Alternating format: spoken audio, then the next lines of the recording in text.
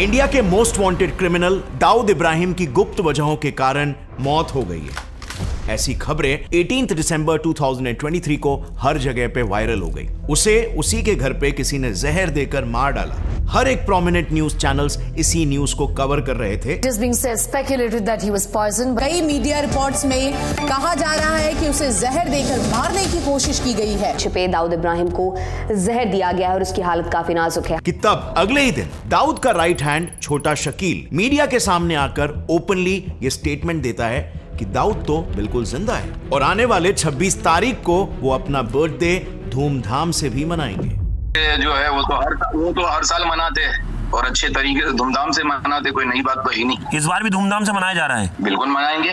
तो आखिर यहाँ पर सच क्या था? क्या उस पर कोई मर्डर अटेम्प्ट हुआ था जिससे वो बच निकला, या फिर वो मर चुका है और ये पाकिस्तानी ऑफिशियल्स बस इसी न्यूज को छुपा रहे हैं? क्योंकि यू नो व्हाट, ये दाऊद को इंडिया का इकलौता दुश्मन नहीं है जिसकी पैंट गीली हुई पड़ी है। इसी साल 2023 के शुरुआत से ही पाकिस्तान में एंटी इंडिया टेररिस्ट के मिस्टीरियस किलिंग्स की एक बड़ी लहर आ गई है। 1 दिसंबर को लखबीर सिंह नाम के खालिस्तानी टेररिस्ट की अनयूजुअल हालतों में मौत हो गई। अब ये बंदा कौन था जानते हो? 1985 में हुए कनिष्का प्लेन ब्लास्ट का मास्टरमाइंड और भिंद्रनवाले का भांजा। फिर इसके ठीक 2 दिन बाद 3 दिसंबर को इंडियन आर्मी के उधमपुर बेस पर 2015 में हमला करने वाले अदनान अहमद को कुछ अननोन गनमैन ने घर में घुसकर गोलियों से छल्ली कर दी। और फिर इसके ठीक 2 दिन बाद 5 दिसंबर को इंडिया के सबसे बड़े दुश्मन 26/11 अटैक के मास्टरमाइंड साजिद मीर की भी मौत हो गई। और कैसे? जेल के अंदर जहर खाकर। Can you believe that? So in total पिछले 11 महीनों में ऐसे कुल मिलाकर 21 मोस्ट वांटेड टेररिस्ट की अनयूजुअल हालतों में किलिंग्स हुई है। पर इत्तेफाक तो ऐसा है कि ये सारे के सारे 21 के 21 टेररिस्ट इंडियन गवर्नमेंट एजेंसीज के टॉप हिट लिस्ट में थे। इस पैटर्न को देखते हुए खुद पाकिस्तान के फॉरेन मिनिस्टर और वहां की मीडिया रॉ पर इन किलिंग्स का इल्जाम लगा रही है। तो क्या वाकई में रॉ ही ये सारे किलिंग्स करवा रहा है? अब ओपिनियन बनाने से पहले जरा पाकिस्तान के पॉलिटिकल एनालिस्ट आरिफ आजाकिया की ये बात सुन लीजिए। और फिर उनकी अलग अलग 10-15 रेसिडेंस होती हैं और फिर उनको इधर रखना उधर रखना। दर्द है सर, ऊपर से काम के किसी है नहीं। यू नेवर नो, ISI खुद सफाई कर दे। ये महाशय तो ओपनली बता रहे हैं कि इन किलिंग्स के पीछे रॉ का नहीं बल्कि पाकिस्तानी ISI का ही हाथ है। कई सारे मीडिया रिपोर्ट्स का यह भी कहना है कि पाकिस्तानी गवर्नमेंट खुद ये मर्डर्स करवा रही है प्लान करके।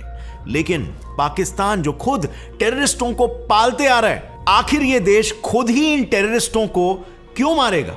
Well, this is getting really confusing. But थोड़ा सा वेट करो, आपको पूरा मामला पानी की तरह साफ नजर आएगा। But of course the main सवाल जो अभी तक अनआंसर्ड है, स्पेशली दाऊद इब्राहिम के केस में, क्या इसके ऊपर भी एक मर्डर अटेम्प्ट किया गया था, या इवन वाकई में ये मरा भी है या नहीं? Well, let's find this out. So सबसे पहले पाकिस्तान इंडिया के रॉ पर इन किलिंग्स का आरोप आखिर क्यों लगा रहा है? क्या इंडिया ने पास्ट में ऐसा कुछ पाकिस्तान के साथ किया था क्या? वेल, बिल्कुल किया था, और इससे भी कई गुना ज्यादा बदतर तरीके से। आज से 43 इयर्स पहले 1980s में पाकिस्तान में बिल्कुल ऐसे ही इंडिया के मोस्ट वांटेड टेररिस्ट की अनयूजुअल किलिंग्स हो रही थी। इनफैक्ट तब तो वहां पर सिचुएशन इतनी बदतर हो गई थी कि पाकिस्तान लिटरली इंडिया के सामने ये कहते हुए गिड़गिड़ा रहा था कि भाई अब बस भी कर दो, अब हम पर थोड़ी सी रहम दिखा दो और ये सब बंद करो। और जाहिर सी बात है, इंडिया पर उस वक्त ये काम ही नहीं किया। और आखिर में जाकर पाकिस्तान को अपने close ally Jordanian crown prince Hassan bin Talal से हाथ जोड़कर प्लीड करना पड़ा कि प्लीज इंडिया को मना करो हमारे देश के टेररिस्टों को इस तरीके से साफ करने के लिए। अब I know it would have sounded very much unlike Pakistan, right? But this is a fact. देखो, पाकिस्तान की हमेशा से हिस्ट्री रही इंडिया में टेररिज्म फैलाने की। अर्ली 1980s में यूएस से अफगानिस्तान वॉर के लिए आए पैसों को पाकिस्तान इंडिया के नॉर्थ ईस्ट, जम्मू कश्मीर और पंजाब में टेररिज्म फैलाने के लिए यूज कर रहा था। इसी दौरान पाकिस्तानी स्टेट स्पॉन्सर्ड टेररिस्ट ने त्रिपुरा में मंडई मैसेकर करवाया, पंजाब में खालिस्तानी सेपरेटिज्म फैलाया, जिसके लिए इंडियन गवर्नमेंट को ऑपरेशन ब्लू स्टार तक करना पड़ा था, और कश्मीर में मिलिटेंसी भी रैपिडली शुरू हो गई थी। बट इंडिया को इस बढ़ते स्टेट स्पॉन्सर्ड टेररिज्म को किसी भी हालत में रोकना था, और इंडिया में सिर्फ एक ही एजेंसी थी जो इसे जड़ से रोक सकती थी, रॉ। फॉर्मर रॉ ऑफिशियल बी रमन जी ने इस बात का खुलासा किया कि पाकिस्तान के टेररिज्म का जवाब देने के लिए रॉ ने अपने काबिल ऑफिसर्स को लेकर 2 टीम्स बनाई थी उस वक्त, टीम एक्स और टीम जे। टीम एक्स का काम था पाकिस्तान बेस्ड सभी टेररिस्ट को टारगेट करके मारना, और टीम जे को specifically Pakistan based Khalistani terrorist को मारने की रिस्पॉन्सिबिलिटी मिली थी। इन टीम्स को अर्जेंट बेसिस पर पाकिस्तान में डिप्लॉय किया गया।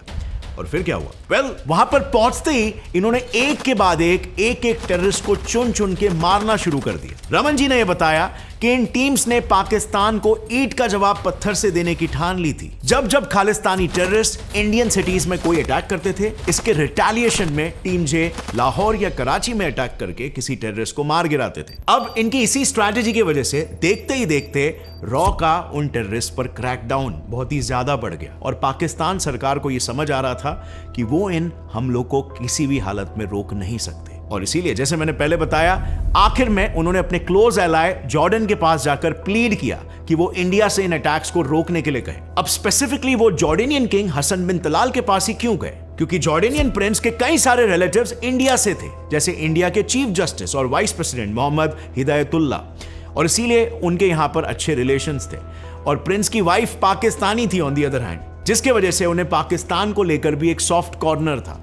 और बस इसीलिए पाकिस्तान ने जॉर्डन प्रिंस को मीडिएट करने के लिए बुलाया। प्रिंस ने फिर दोनों पार्टीज को बुला के पीस करवाया और पाकिस्तान और इंडिया को अटैक्स रोकने के लिए रिक्वेस्ट किया। इस पीस एग्रीमेंट के कुछ सालों बाद इंडिया ने टीम एक्स और टीम जे के ऑपरेशंस को बंद करवा दिया, और इसीलिए पाकिस्तान को यह लगता है कि इस बार भी इंडिया दोबारा से ऑपरेशन शुरू कर चुका है और हैवी क्रैकडाउन करवा रहा है। पास के पुराने जख्म पाकिस्तान को दोबारा से दर्द दे रहे हैं, और इसीलिए अगर देखा जाए तो काफी हद तक पाकिस्तान की बात सेंस तो बना रही है। रिसेंटली भी अगर आप किलिंग्स को देखोगे तो एक काफी इंटरेस्टिंग पैटर्न निकल कर आता है। 5 दिसंबर 2023 को पाकिस्तान के कोट लखपत जेल से एक इमरजेंसी एयरलिफ्ट यानी कि आर्मी एयर एम्बुलेंस बुलाया गया। अब पाकिस्तान में यूजुअली ऐसी फैसिलिटी किसी पाकिस्तानी मिनिस्टर के लिए ही होती है, पर इस बार ये किसी मिनिस्टर के लिए नहीं बल्कि टेररिस्ट ऑर्गेनाइजेशन लश्कर ए तैयबा के ऑपरेशंस चीफ साजिद मीर के लिए थी, क्योंकि साजिद को जेल के अंदर ही किसी ने जहर दे दिया था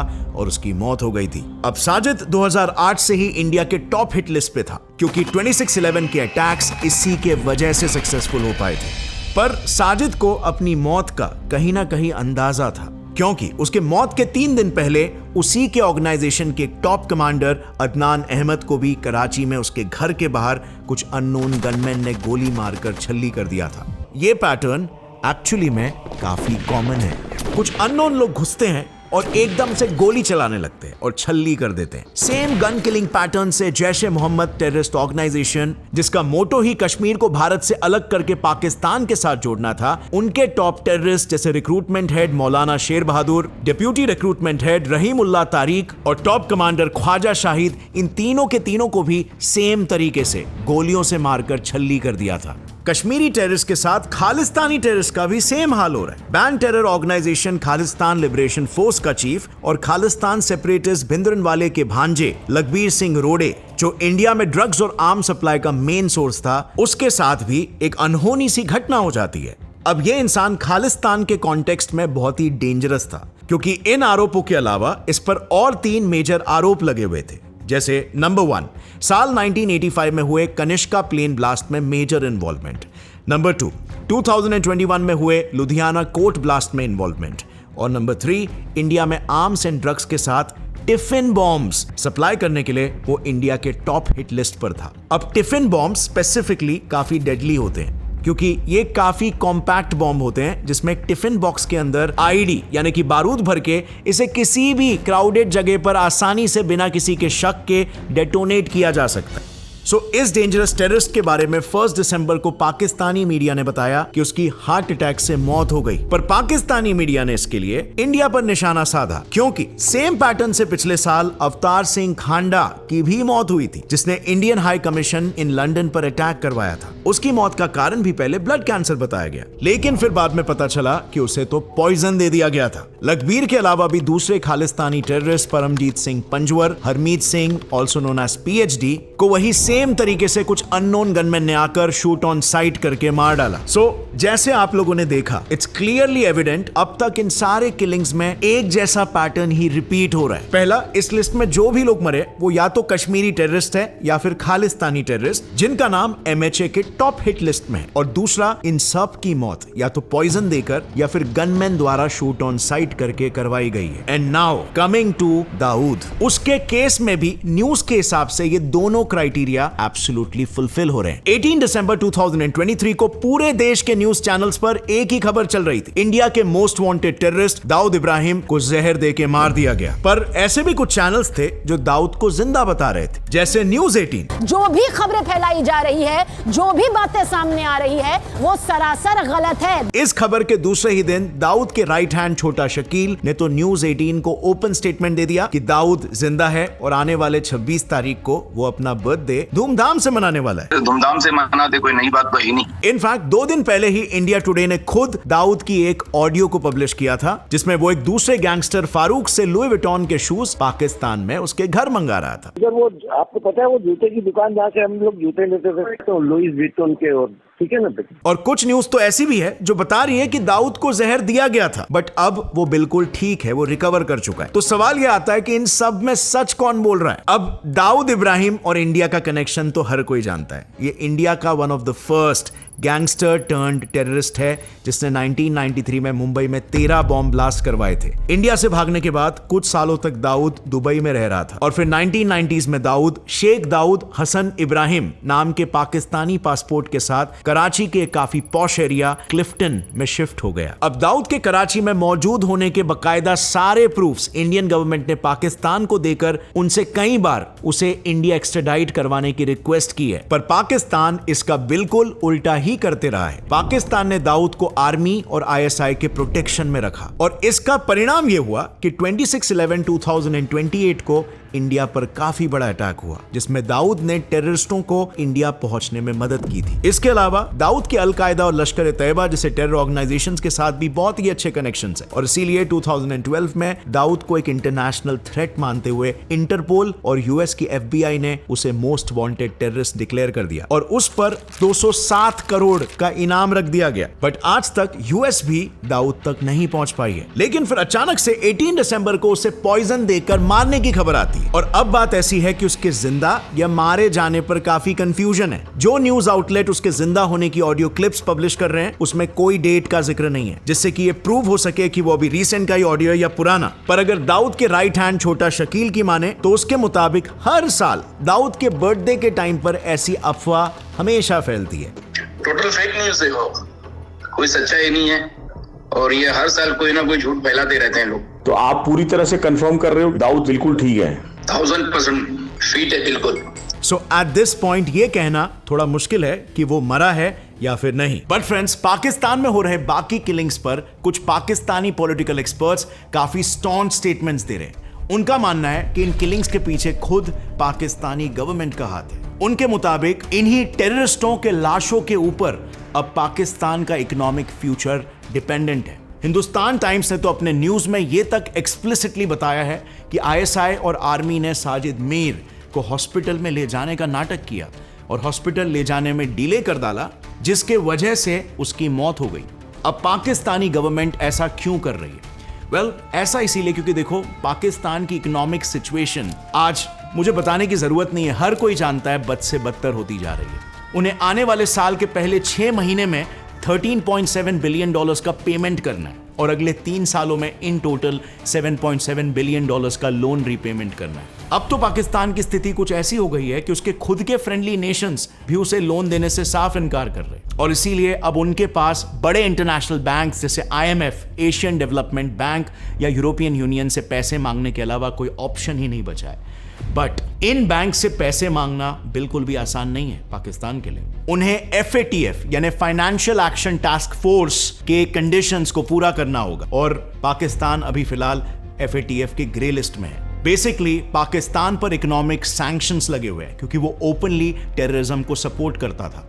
पर इस ग्रे लिस्ट से उसे अगर निकलना है तो इसका सिर्फ और सिर्फ एक ही इलाज है, उसे टेररिस्ट पर मजबूरन स्ट्रॉन्ग एक्शंस लेना होगा। और इसीलिए कई एक्सपर्ट्स का यह मानना है कि अभी पाकिस्तान आने वाले सालों में फाइनेंशियल हेल्प लेने के लिए ये सारे टेररिस्टों का एक एक करके सफाया करने वाला है और ये काम चालू हो चुका है। अब फ्रेंड्स, इस बारे में आपको क्या लगता है? कमेंट्स में जरूर शेयर करना मेरे साथ। और आपको क्या लगता है, क्या वाकई में रॉ की टीम जे आज के तारीख में एक्टिव हो चुकी है? क्योंकि हाल ही में यूएस ने खालिस्तानी टेररिस्ट गुरपतवंत सिंह पन्नू की असैसिनेशन अटेम्प्ट के लिए एक इंडियन निखिल गुप्ता को अरेस्ट किया है और यूएस और कनाडा कॉन्स्टेंटली इंडिया को ब्लेम कर रहे हैं कि इंडिया ये ऑपरेशंस करवा रहा है। अब पूरा मामला यहां पर क्या है, इसे मैंने डिटेल में कवर किया है अपने इस वीडियो में, जो आप यहां पर क्लिक करके देख सकते हो, आई बटन पे भी आ जाएगा। I highly suggest you check out that video ताकि आपको करंट डायनामिक्स के बारे में मालूम पड़ जाएगा। और अगर इस वीडियो से आपको कुछ भी नई बात सीखने मिली तो एक लाइक जरूर ठोकना,